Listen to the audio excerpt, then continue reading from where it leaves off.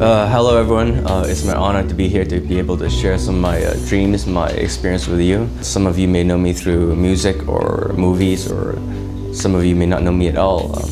I'm just another kid with big dreams.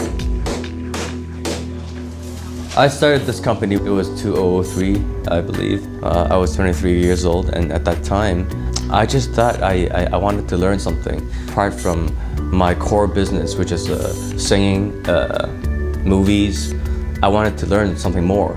What I'm learning is actually linked to my core business. I've been doing movies and commercials and music videos for a long time, but how can I enhance that visual effect? And I really think that there is a high demand for post-production, and that's where we come in. Hong Kong PO is doing very well.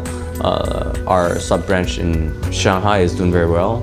We're opening in May in Beijing, and I hope it's going to do as well.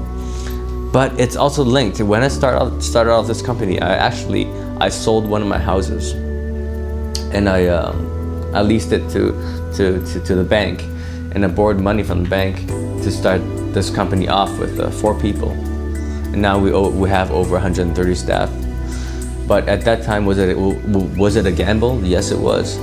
But I also had 3 commercials in hand that I talked to the producers and the director that if I do this company thing, would I be able to also do the post? So I had about a year's overhead before I opened my company. So I really don't want the wrong message to go out to the kids and say, oh, look, Nick, all he did, he just gambled his house for a great future. No, I didn't. No. Although yes, it's a gamble, but I had a kind of a safety net behind it. I really don't know what my best leadership qualities are or my worst. I think these are just I think these should be complimented or criticized by other people, and it's not for someone, as one person should say, am I a good father? Am I a good human being? You can say all that, but it would mean nothing. It should be said by my staff.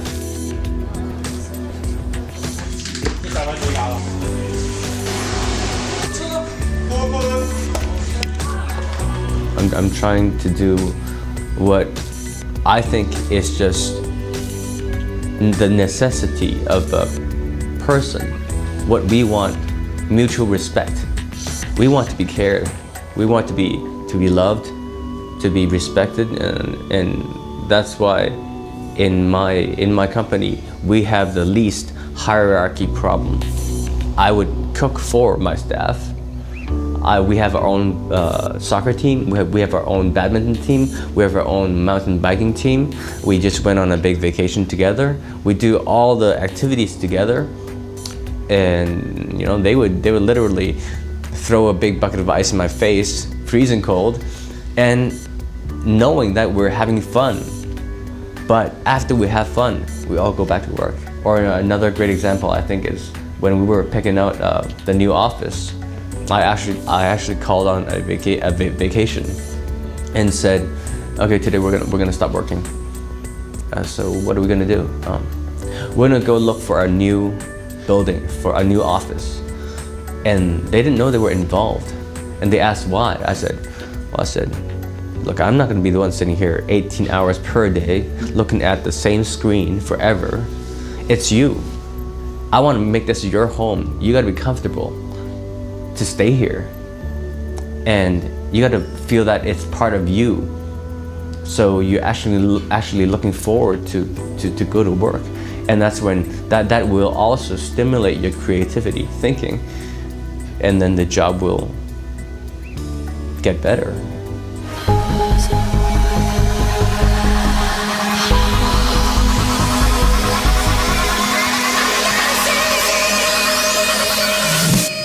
I think creative thinking is probably the most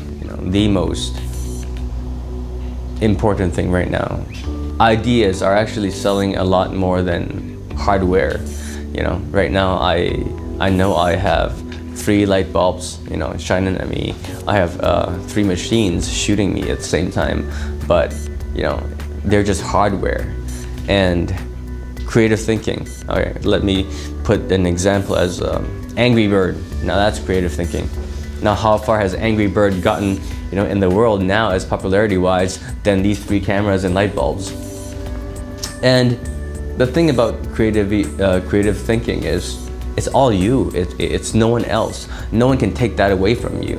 And it's for you to say yes or no, how or when, where, why. It's your label forever and ever. And that you never know, it might just take you far away.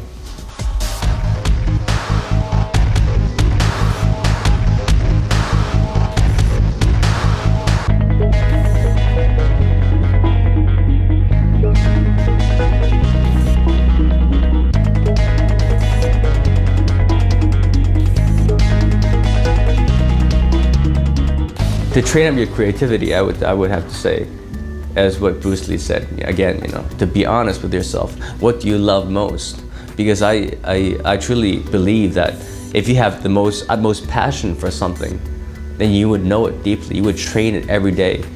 You would understand it, and then therefore you would think from that topic, and then you would thrive for excellence. How do I find my passion? And that I think I would have to quote Bruce Lee.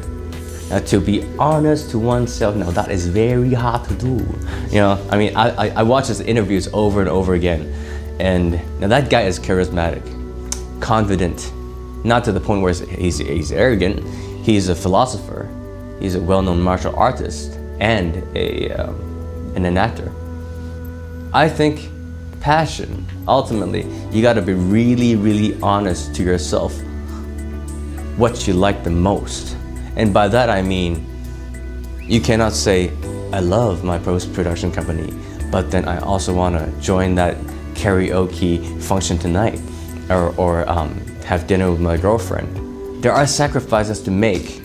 Now that means you really want something that bad. I really resent anyone that puts you off and tell you that you cannot do something, because nobody should be able to tell you cannot do something. Only because they cannot achieve their goals does not mean that you cannot achieve your goals.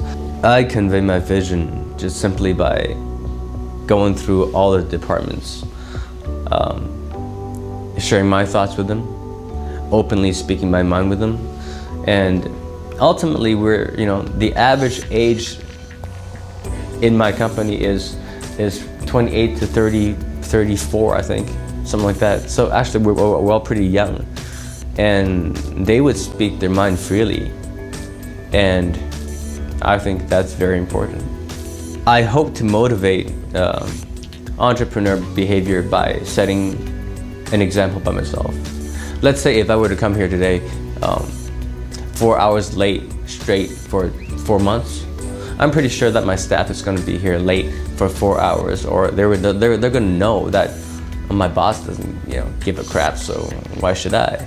But if I'm here first day every morning, and I set that example for a period of time, they know that this guy really cares, and then they're going to be here, and we're going to share our thoughts, we're going to have breakfast together, we're going to do a lot of things together, and things should go well from there. 5 years ago, there was another company that was willing to pay 5 times the payroll that I'm paying right now to my staff, just to have them walk away from my company. Out of 20 staff, only 1 left. I asked the question I asked, so really, guys, what is the main reason? Give me in a word. Why are you staying here? And it surprised me to actually hear this from them. All they just said was, when we work here, we know how to smile. And that is when I really believe that I have succeeded in the managing field. If that person actually feels that, wow, I didn't think you would care about me, or he would actually see my problems, my worries before I even approached them, then that trust is actually raised to another level. And I think that's how my staff and I work. 辛苦你们，真的谢谢。 This company is not doing anything different or special that other companies are not doing. We're just doing what a lot of people have forgotten. We're just treating people as human beings, with care, with love. And I think a lot of companies, because they're growing so fast right now, they're lacking that care between them, the friendship. I mean, the word just to lead is not just to lead, but to set yourself as an example, to be able to call in harsh decisions, to be able to motivate, to dedicate, and inspire. Now, all that together, discipline, self-discipline, ultimately, is all these virtues together, elements together, is a leader. If I were to give some advice on how to develop your leadership elements or your own self, first of all, I mean, really be honest with yourself. Know what you love the most, have the most passion for, and do not lie. I mean, you can sleep on a lie forever, but then you'll never be good at it because you don't love it. You gotta love something enough to devote, to dedicate, and then sacrifice all the other stuff that you don't want to be able to reach the goal. And secondly, never duplicate or replicate. Let's say today you see this kid called Nicholas C sitting right in front of you. I'm not asking you to embrace my personality or my jobs or my work.